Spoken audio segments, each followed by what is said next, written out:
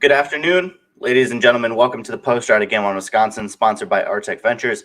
My name is MJ Hurley, and I am here with you for the next 30 minutes to break down what in the world that game just was that we experienced. Packers lose 34-31 to the Minnesota Vikings, and I am embarrassed, mad. I don't even know the right word necessarily to describe the way I feel after that football game. However, my only solace in all of this is that the Green Bay Packers still have as many wins as the rest of the NFC North combined. So as much as Kevin Burkhardt and Greg Olsen, who called a great game, by the way, as much as Kevin Burkhardt wanted to say, this is the Minnesota Vikings getting back into the NFC North race, I'm still not worried about the Green Bay Packers. They're still the favorite in my mind in the NFC. I still think they are far and away better than, again, all three teams in the NFC North put together. So, no, the Minnesota Vikings do not scare me. They played a good game against a very beat-up Green Bay Packers team, and it took final second heroics from Kirk Cousins, Justin Jefferson, who beat up on a rookie corner to win this football game.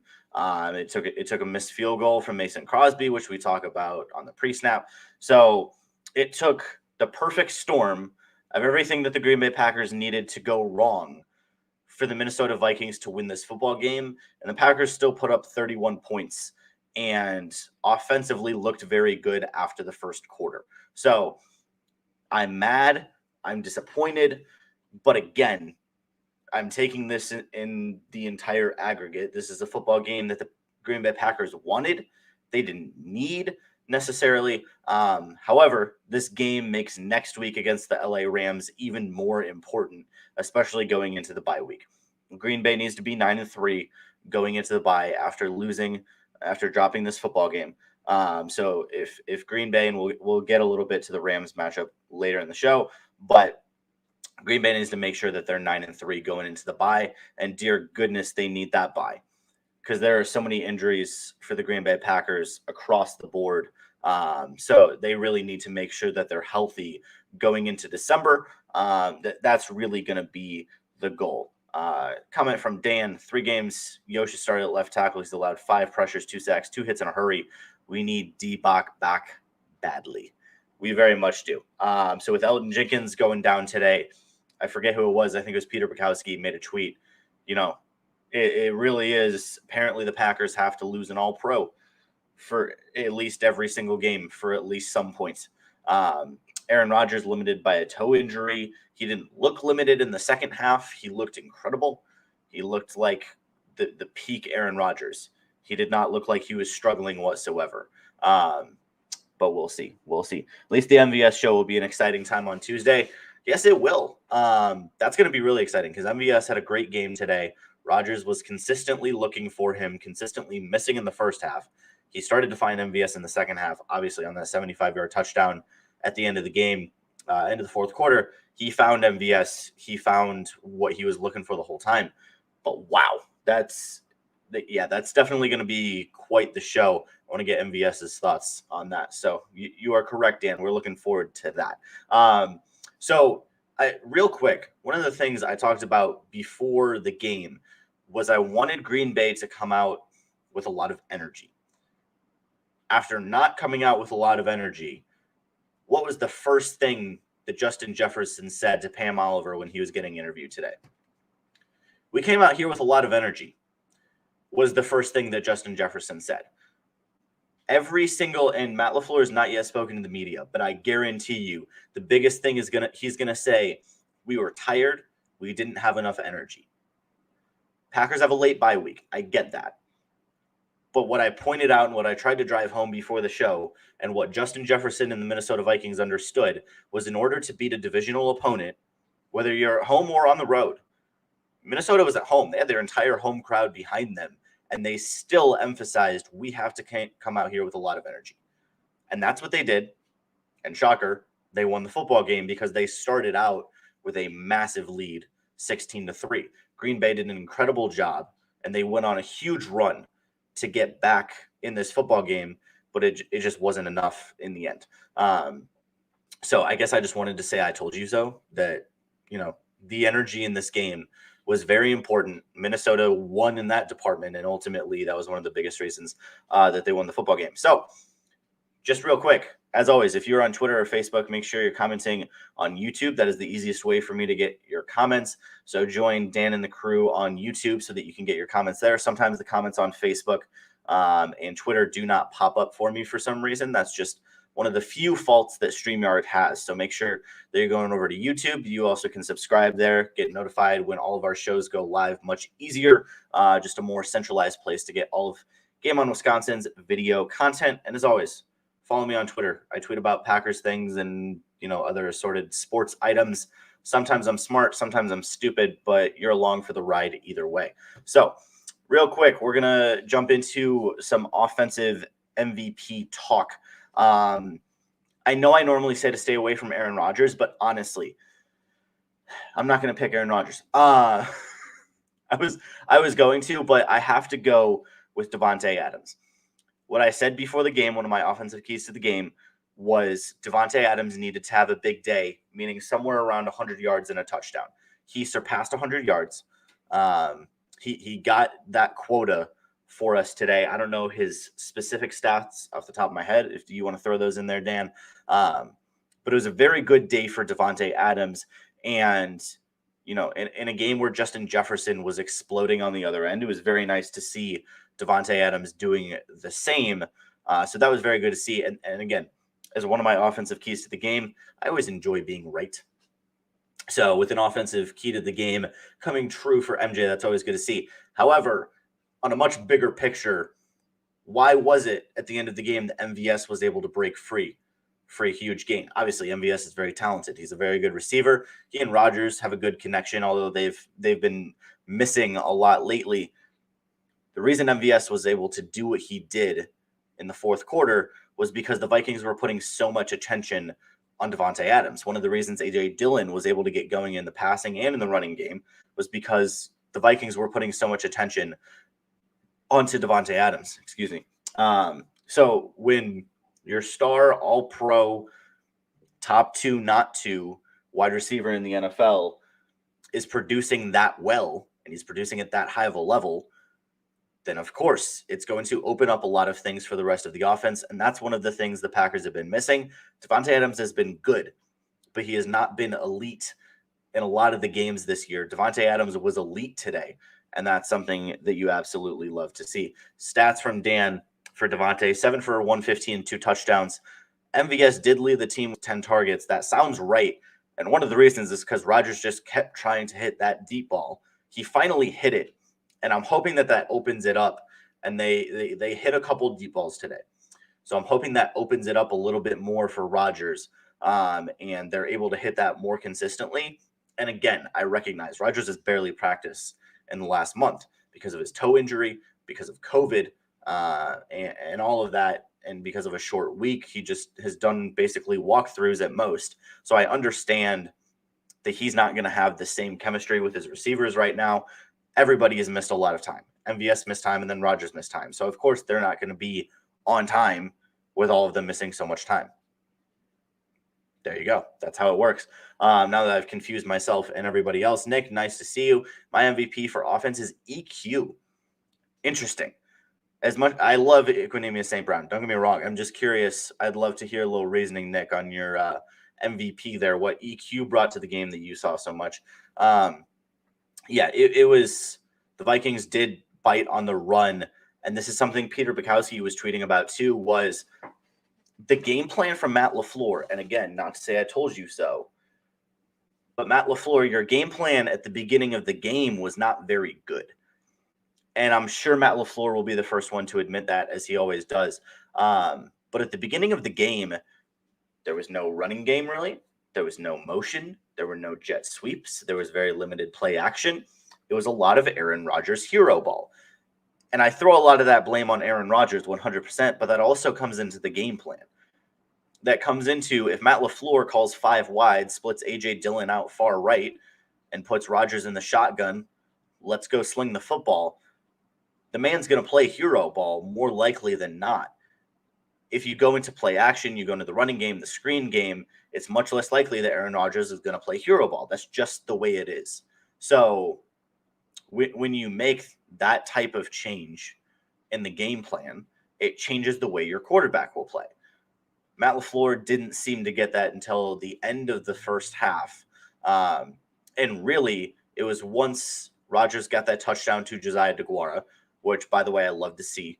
Guy missed all of last year basically with his ACL injury. He came back this year, and now with Bobby Tunyon out from his ACL injury, DeGuara is getting a lot more action. And it was interesting. Olsen called DeGuara a veteran on the broadcast. I don't know if he knows off the top of his head that it was that DeGuara is a second-year player, and it's his first year playing. And this is really his first real snaps, his first real chunk of playing time. It was interesting because Olsen called him a veteran the way that DeGuara ran his route to the right, little short cross to the right, and then faded back to the left with Rodgers when Rodgers was scrambling. That's the type of thing that is going to get DeGuara a lot more targets. Anybody who's been watching the Packers for any amount of time knows that if you can run the scramble drill with Aaron Rodgers, you are going to get more targets. That's one of the things that got Cobb involved early in his career. It's one of the things that got Adams involved. You saw DeGuara and Adams run very similar routes in the end zone, both to get touchdowns, both on scramble drills from Aaron Rodgers. So if Green Bay has that in Josiah DeGuara, that's something I'm very excited to see. So Nick explaining a little bit more because Aaron finally gave wide receiver 3 and 4 some opportunities. It's going to be big on later in the season. You are not incorrect in that. I do like that reasoning, Nick. Especially when you get to teams that have more shutdown corners. When you get to a team like LA next week, where Jalen Ramsey is going to do his best to take Devontae out of the game, something like that. I do get where you're coming from there. That makes a little bit more sense, so I appreciate that. But no, my offensive MVP was Devontae Adams. The amount that he opened up the offense is going to be very big moving forward. So even though Green Bay lost, even though this is not the result any of us wanted, or obviously the Packers as a team wanted, the type of offensive success they had in the second half, granted against a team that is not an incredible defense in Minnesota, but the type of offensive success they had in the second half, that looked more like the offense we've seen the last 2 years. Because honestly, the majority of this year and the majority of the first half, it looked like 2018 Aaron Rodgers, and it looked like beginning of 2019 Rodgers and LaFleur, where they had no idea what they were doing. The game plan did not fit whatsoever, and Rodgers just wanted to play hero ball. Now, got a little bit more rhythm. So even with this loss, they need to take this into next week against the Rams, because that is not a defense, and that is not a team that you can just score 3 or 10 points in the first half and think that they're just going to let you crawl back into that game like Minnesota did. Minnesota is known for blowing big leads. They did it again today. Ultimately, they were able to pull it out, but that's not the type of game that the Packers can play against the top teams in the NFC. You can do that against Minnesota, Chicago, some of the more average teams. Do it against the Washington football team. But you do that against LA. You do that against Arizona. Those are the type of football teams that you need to be on top of your game the whole time. And like Justin Jefferson said, you need to come out there with a lot of energy. Green Bay needs to make sure they do that next week. So those are kind of my offensive keys to the game. Big Al says this game proves we need Jair Alexander. Yes, that is. I mean, I feel like that's a given with an all-pro corner who's one of the best corners in the NFL, eye test and statistically. I think that's a given, but you're not wrong. This is a game that really shows, because the Packers got away with a lot last week against Tyler Lockett and DK Metcalf, partially because of the Seahawks execution, partially because Green Bay just played really well last week. But they did not have that type of game against Thielen and Jefferson.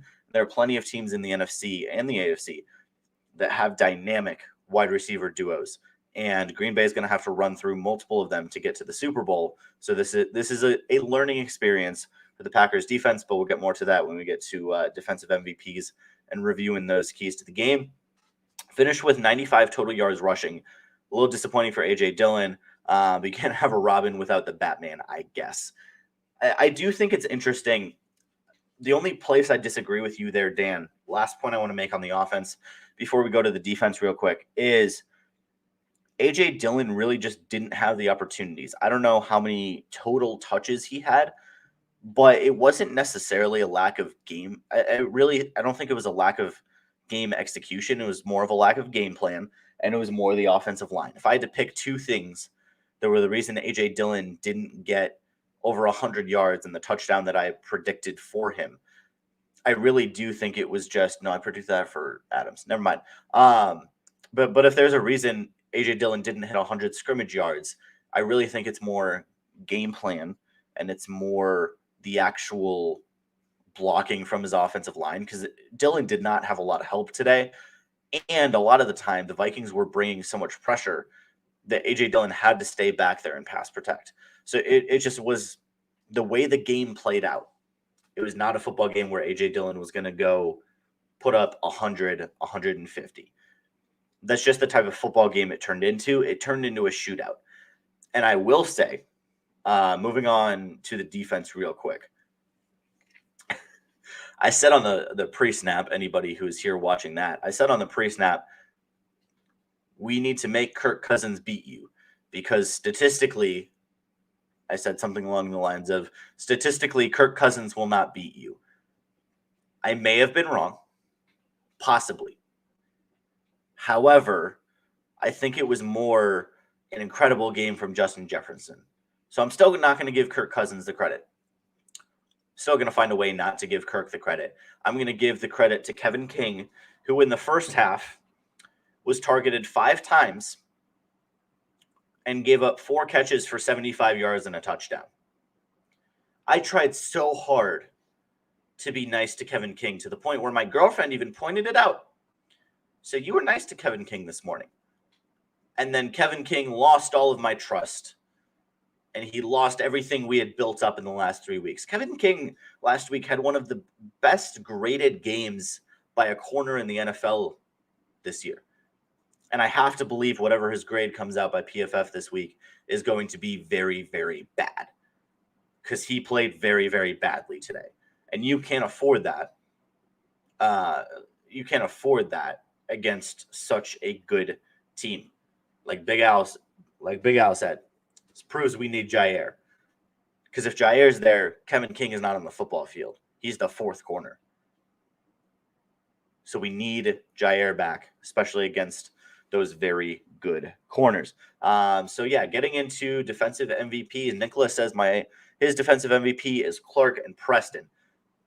I do want to talk about Kenny Clark, who in my opinion is playing at a level where, as far as I know, I would put him as the 2nd best defensive tackle in football, only behind the great Aaron Donald.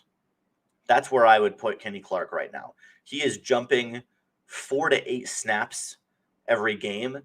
I would not be surprised if he was at over 10 pressures from this game. He is playing out of his mind, to the point where he is the most valuable person on that team on a weekly basis, to the point where it almost seems like I should say, okay, defensive MVP other than Kenny Clark. That's the type of way Kenny Clark is playing right now, and that's the type of football the Packers have not had on the interior defensive line for a long time. So it's really nice to see, but I would like to see that on a more expanded basis, and part of that is just the injuries across the board. You know, our ideal starting defensive line right now, if everyone was healthy, would be Rashawn Gary, Zadarius Smith, Preston Smith, and Kenny Clark. You could play all 4 of those guys on the field, because you can play Z inside, except 2 of them are injured right now. Preston Smith and Kenny Clark absolutely had a great game. But again, the rest of the team, there were some guys who had some suspect performances. One of them being Chris Barnes.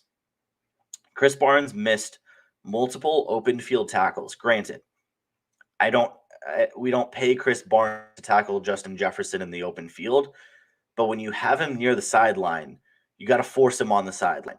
And Chris Barnes gave the inside leverage to where Justin Jefferson multiple times just juked him out, kept going. Adam Thielen did the same thing to Chris Barnes. And when you have him pinned toward the sideline, you need to move him toward the sideline. You need to keep him towards the sideline instead of letting him get back out into the open field.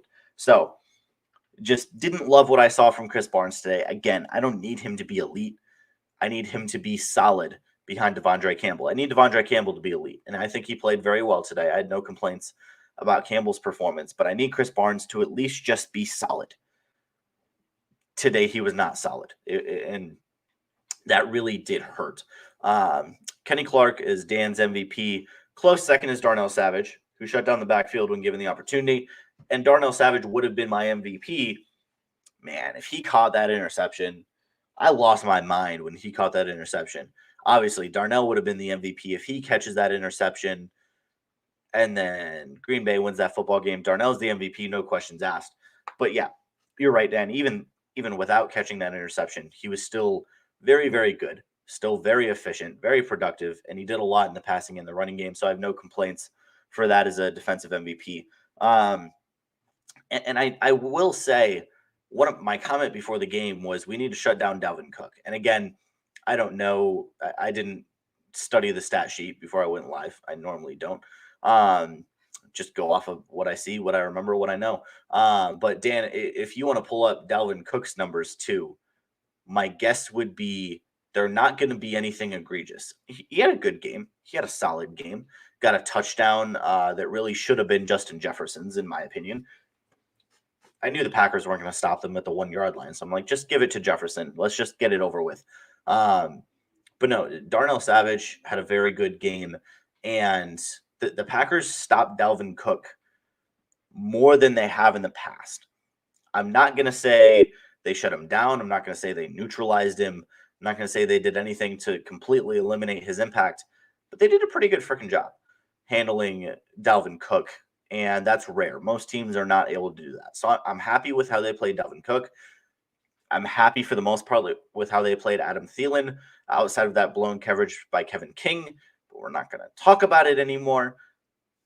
No, I'm going to talk about it. That's a lie. I'm going to. It's a simple, and Greg Olsen even explained it on the broadcast. It's a simple play design where they stack Justin Jefferson and Adam Thielen. One of Jefferson or Thielen is going to break inside. The other one's going to break outside. Kevin King and Eric Stokes have to designate, which Kevin King did. You see, if you look at the film, you see the tap on his helmet. That's him telling Eric Stokes what leverage he's going to take, whether it's inside or outside. He took the outside, and yet he just still gave the outside leverage. He assigned himself as the veteran corner. Kevin King assigned himself the outside leverage and then proceeded to give Adam Thielen the outside leverage and not take it away. You're supposed to force Adam Thielen to run inside to try and create chaos between Thielen and Jefferson. You let them separate and didn't do anything about it when you were the one who designated what leverage you were supposed to take. So I get it. Kevin King is probably not as bad as the entire Packers Twitter narrative. I get that. But this is the second time where I can specifically remember Kevin King calling out on that same stack. He did it earlier in the season. I don't remember if the Saints game, maybe against the Lions, I want to say. I think it was against the Lions when Cephas went out and it was assigned to Kevin King and Stokes got blamed for not covering it, but King covered the wrong guy. So now multiple times at the goal line, Kevin King cannot cover the guy he is assigned to cover. And it's not even that, he doesn't get his head around, which is Eric Stokes' issue, or that he's not fast enough anymore, that he's not big enough. He's just not mentally there. He's just not making the right plays, even when he's the one who calls it out. That's the type of thing that I just can't accept from somebody who is supposed to be a starting corner on our football team. It's not something I want on the field. Take it for what you will, but that's the way I see it. It's the mental mistakes that are even bigger than the physical mistakes. That was what my baseball coaches always told me. I can live with physical mistakes. You make a throwing error, you strike out, you don't get a good swing on the ball, you roll over, something like that. But it's the mental mistakes, throwing to the wrong base, not hitting the cutoff man, blah, blah, blah, to use my baseball analogies. Those are the type of things, again, you are the one who designates the coverage and you don't follow the coverage you told the rookie corner to adapt to. That's the type of thing that we cannot be having. 22 for 86 and 100. or in a touchdown, caught 3 passes for 29. So, I mean, yeah, it held him to under 100 yards rushing. Again, Dalvin Cook is going to get his. Justin Jefferson is going to get his. In my opinion, it's about limiting everything else. They didn't limit Adam Thielen as much as I would have liked overall. And they just let Justin Jefferson get too much. Again, I'm okay with Cook getting 100 and a touchdown. I'm okay with Jefferson getting 100 and a touchdown. But you go 169 and 2 touchdowns, and you let Dalvin Cook make some specific big plays, that's where we start to have some issues. And again, I'm not used to the Packers having a good defense, so it's not even surprising to me that they give up 31 points. I don't even bat an eye at it. They give up 31 points. Okay, that's the way it is. Aaron Rodgers can still outscore them. And honestly, I think it might have taken a good or a bad defensive game from the defense for, well, yeah, of course, the bad defensive game is from the defense, as my girlfriend laughs at me. Listen, I've been talking a lot. It's been a long day already, and I'm tired. Bad defensive performance today. It might have taken that for Aaron Rodgers to wake up and the offense to wake up and actually get some work done. Who knows? Big Al, do you think the last 3 games was fluke and Minnesota just proved that? No, I don't think so. I don't think you can fluke beat Kyler Murray, Patrick Mahomes, and Russell Wilson and not just beat them, but dominate them. I don't think that's a fluke. I think this game is more of a fluke, if anything. I think it shows how much Rashawn Gary helps the defense. I think, it shows how much we need Zadarius Smith, how much we need Jair Alexander, and how much just a few plays going different ways. Packers committed a lot of penalties today. They don't normally do that. There were a lot of turnover-worthy plays that Kirk Cousins committed. He made 6 or 7 turnover-worthy mistakes. Packers capitalized on 0 of them. So a couple balls bounce a different way. Darnell Savage gets that interception. It easily could have been a 14, 17-point win by the Packers. Just a few things went different ways. I don't think it was a fluke. I think it was, honestly, I think this game is going to, by the end of the season, will be characterized as an out of the norm performance by the Packers defense. They haven't given up this many points since week 1 against the Saints. So I don't think this is a fluke. I think week 1 and week 11 are more flukes than the other 9 games that the Green Bay Packers have played. Again, they're sitting at 8-3. They're still, after this game, going to be one of the best ranked defenses in the NFL. They may fall to 6 or maybe 7 after this game. But again, if the Packers have a top 10 defense, Aaron Rodgers will be able to make a lot of noise out of that. So I'm not worried. I'm not concerned. Again, it's a game I would have liked to have. I think there's a lot of positives. There's a lot of places the Packers can improve on. Offensively, they did much better. Defensively, there's some things they did really well. I like what I'm seeing out of Preston Smith. And again, if the Packers can get fully healthy by the end of the season, we've got guys like Tipa. We've got guys like Jonathan Garvin. We've got guys like Lancaster and Kiki who are getting so much work just on the defensive line alone, not even going to Eric Stokes or Sewell Douglas in the secondary, where we are going to have so much depth on both sides of the ball, assuming we get everyone back healthy. So if that can happen, and we didn't even talk about offensively, I didn't even really dive into the fact we didn't have Aaron Jones or Alan Lazard, and we put up 31 points, or David Bakhtiari or Elton Jenkins for the last few moments of the fourth quarter. So you're missing all of those guys, and Aaron Rodgers and the Packers still put up 31 points. I'm good with that. I'm fine with that. Packers will improve. They will get better. They have the bye week. I would assume a lot of adjustments will come in that bye week. We're kind of just trying to get by at this point. See, we're trying to get by. Anyway, yeah, so I'm not worried. They will get there. It will be okay. AJ Dillon just tweeted, stay the course, turn L's into lessons, and keep going. AJ Dillon and I are on the same page. I like that. Yeah, Zimmer is still a defensive-minded coach and just outcoached LaFleur. It happens. It's happened too many times, in my opinion, where when the Packers lose, it just comes down to on LaFleur's shoulders. He admits it, which I appreciate, but a lot of the time it is coaching mistakes specifically. Wow, 8 penalties for 92 yards does not win you football games. You are correct there, Dan. Where did Tipa come from? My man's, he he was impressive today. I was impressed with his performance. Not a lot of action, not a lot of productivity there, but he made a couple plays, and I'm not mad about it. Let's just put it that way. So the last thing I want to do, just to get a little recap of what's going on around the league, is around the NFL from the early action. So obviously, Packers did fall 31-34 to the Vikings, but still, Green Bay, same amount of wins as the rest of the North put together. I am okay with that. Um, let's see what we got from the early action. Colts moved to 6-5, defeating the Bills 41-15. A massive game from Jonathan Taylor. Rest in peace to my fantasy team who is matching up against him today. 185 yards and 4 touchdowns for Jonathan Taylor. Wow. Ravens beat the Bears 16-13. Justin Fields goes out in the third quarter with a rib injury. Ravens and Tyler Huntley take down Chicago and pretty much put Chicago out of playoff contention. A lot of Bears fans, including my good friend Coach Bruce, calling for Matt Nagy's firing. So we'll see if that happens. Tim Boyle and the Detroit Lions, not the Lions, the Lions, lose 10-13 to the Cleveland Browns.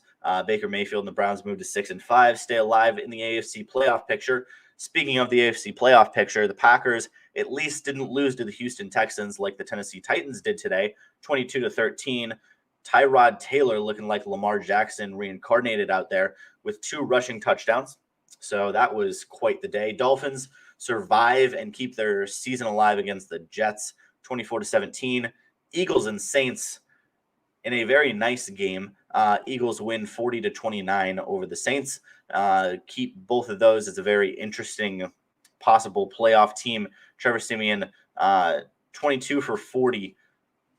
Interesting move by the Saints to keep Trevor Siemian out there. And Cam Newton returns to Carolina and falls to the Washington football team 27-21 earlier today. And the final noon action was the 49ers putting an absolute beatdown on the Jacksonville Jaguars. No surprise there. The 49ers move to 5-5, and that NFC playoff picture is very murky at the bottom. Deebo Samuel, all of a sudden, 8 carries today for 79 yards and a touchdown.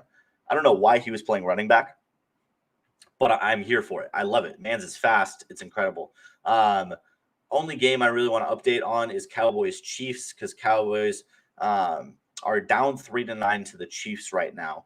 And Cardinals are also beating the Seahawks 7-0, but that is not inherently a surprise. Cardinals are a much better football team. So that is my little around the NFL recap real quick. Maybe a little Boomer Esiason action if you want to do that. I just don't have highlights because I'll get copyrighted for that. So yeah, let's real quick, couple more questions from Big Al. What do you think about Preston Smith so far this season? Listen, I ripped on Preston Smith for a long time, all of last year. He has made a remarkable improvement from last year. He's still not at where he was in 2019, but he's much better than he was last year. In a season where the Packers need him to be healthy, need him to be consistent, he has done that. So I'm not going to complain. I'll take what I can get out of Preston Smith. He had a big sack today. So he's been better. Still don't love how he fails to set the edge sometimes on some outside zone plays, but that's okay. I will live with that. JT had 5 total touchdowns today. I don't know about MVP of the league. We'll get there, Dan. I'll think about that. I'll ponder that. I don't love giving MVPs based off of like one big game. I understand this is going to make his stats look ridiculous. But still until today, going into today, he was tied with Derrick Henry for the league lead in rushing, and Derrick Henry hasn't played the last 3 games. So I would just recommend calming the MVP discussion.